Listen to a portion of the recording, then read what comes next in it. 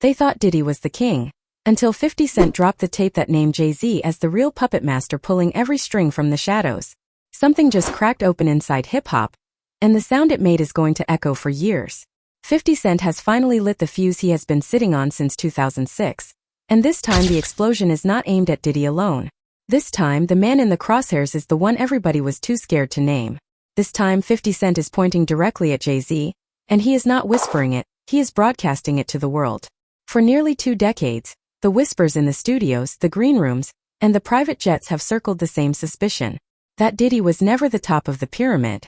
That the empire the world saw collapsing in a federal courtroom was only the front office.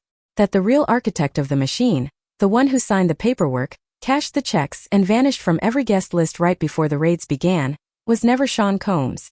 And now, with season 2 of his blistering documentary landing like a bomb, 50 Cent is saying out loud what an entire generation of insiders has only muttered behind closed doors. Insiders close to the story claim the new season contains footage that has never touched daylight. Not leaked stills. Not blurry cell phone clips. Actual sit-down recordings, contract scans, private text threads, and voice memos that trace a network of favors, threats, and quiet handshakes stretching from Manhattan boardrooms to Miami mansions.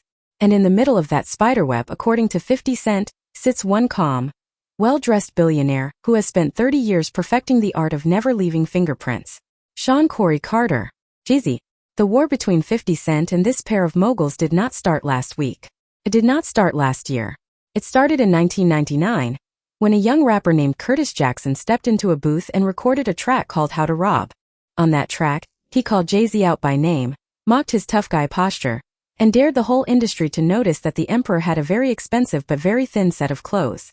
Jay-Z clapped back on wax. Diddy shut Maze in a vault to keep him from signing with 50. The two moguls launched competing vodka brands, and from that moment forward 50 Cent has treated every award, every headline, and every carefully manicured Jay-Z victory lap as evidence of a rigged game. But 50 Cent is not selling a diss track this time. He is selling a case file. And the first exhibit he wants the world to open is the one nobody in the industry has ever wanted to touch. The question of how Jay-Z was standing 3 feet away from Diddy at every party, named in the same civil suits, photographed with the same accusers, and yet somehow never sat in the same defendant's chair. That question is not new. What is new is that 50 Cent now claims to have the receipts to answer it. He has said it plainly. He believes Jay-Z is the reason Diddy is behind bars right now. Not because Jay-Z snitched and not because Jay-Z cooperated with prosecutors in the classical sense. 50 Cent's theory is uglier and more sophisticated than that. He believes Jay-Z has spent the last 2 years quietly moving the pieces on the board, allowing Diddy to become the sacrificial name that satisfies the public's hunger for a hip-hop reckoning, while Jay-Z himself glides above the storm, untouched, uncharged, and unbothered. And when you actually sit down and lay out the timeline, the theory is harder to laugh off than it looks. Rewind to the CNN footage. That hallway tape, the one that showed Diddy in a Los Angeles hotel corridor, the one that dominated every news cycle for a solid week, reportedly existed in a network vault for 8 full years before somebody finally decided the moment was right to release it. 8 years. Think about that. Somebody had it. Somebody sat on it. And somebody made a phone call in a specific week in a specific month and told an editor it was time.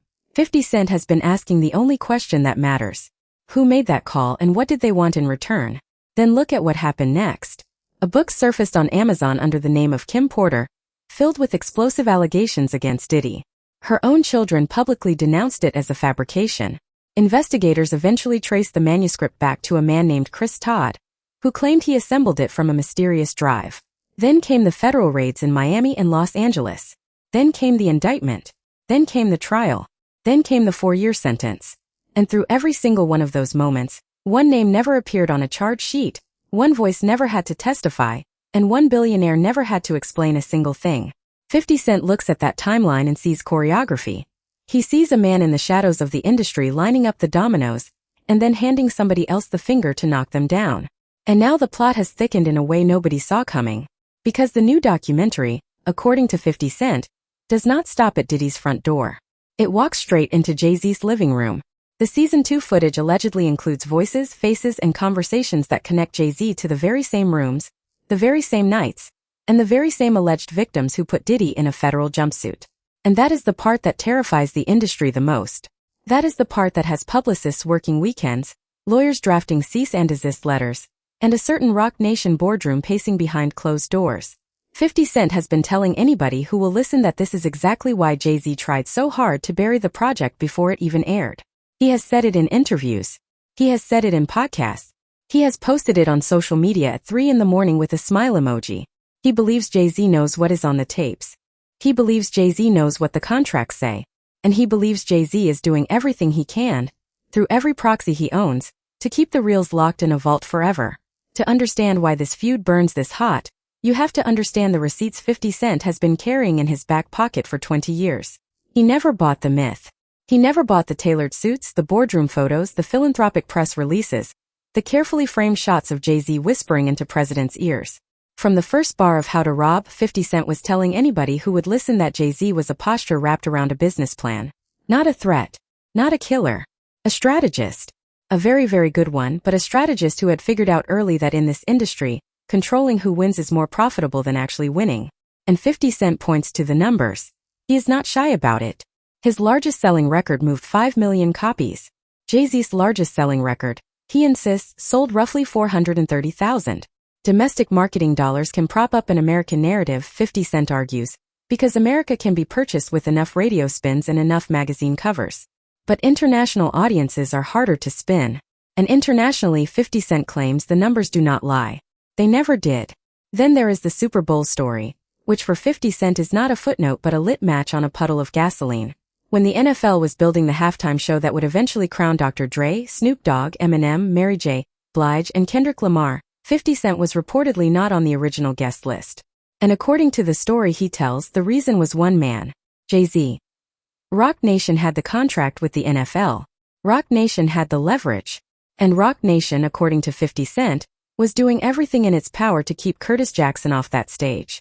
The performance only happened, 50 Cent insists, because Eminem picked up a phone. Because Eminem told the executives in plain English that he was not walking onto that field without 50 Cent walking on with him. And that is the moment 50 Cent points to whenever anybody asks him why the Jay-Z peace treaty was never real. Because in his mind, a friend does not have to be smuggled into your own hometown's biggest night by a rapper from Detroit. And once you accept the Super Bowl story, everything else starts sliding into place. The album release timings that always seem to land right on top of a 50 Cent drop.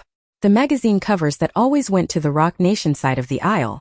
The Grammys that suddenly began raining on Jay-Z in numbers that had never fallen before. That is where the conversation gets genuinely uncomfortable, because 50 Cent has been openly connecting Jay-Z's award show dominance to something he calls a vow-sealed alliance. Before the marriage to Beyoncé, Jay-Z had 1 Grammy to his name. Read that sentence again. 1. After the marriage, the ceremony, the joint tours, the joint albums, and the merger of 2 of the biggest brands in modern American music, Jay-Z's Grammy shelf exploded. 17 more. Then more still. Then the children began collecting them before they had even released a full record. To Jay-Z's fans, that is proof of a legendary artist whose greatness was finally recognized. To 50 Cent, that is proof of something else. That is proof, in his words, that the Academy learned to hand out trophies as a way of ensuring that the biggest names in black music kept showing up to the ceremony. You do not have to agree with 50 Cent to admit that the timing is strange.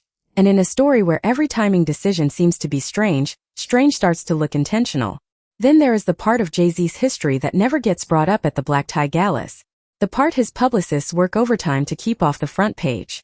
In December of 1999, a nightclub called the Kit Kat in Manhattan became the scene of a stabbing. The victim was a music executive named Lance Rivera. The accused was Sean Carter. Jay-Z turned himself in at Midtown South, was charged, and eventually pleaded guilty to a misdemeanor assault charge, avoiding jail time entirely. A stabbing in a nightclub ended in probation. Compare that to Diddy. Compare it to the men and women serving federal time right now for far less. Compare it to the average defendant walking into a New York courtroom without a Roc-aware founder's checkbook behind them. And ask yourself the question 50 Cent has been asking for 2 decades. How does a man operate at the absolute top of an industry for 30 years, next to a man who is now in a federal prison, and never once know a single thing that anyone else in the building seemed to know? 50 Cent's answer is simple. He does know. He always knew. And the reason the world is only finding out now is that somebody, somewhere, finally decided the shield was worth more than the man it was protecting. And now the corroborators are stepping out of the woodwork. Jaguar Wright, who has spent years warning anybody who would listen that a specific celebrity John Doe, in a specific major lawsuit was not going to stay anonymous forever, has publicly said that she believes the veil is finally lifting. Gene Deal has been telling the same story in longer form on radio and podcast circuits. Orlando Brown, dismissed for years as an unstable Disney alum with a broken microphone, is now being replayed on every timeline as his old warnings about Diddy click into focus with an eerie precision. None of these voices were secrets.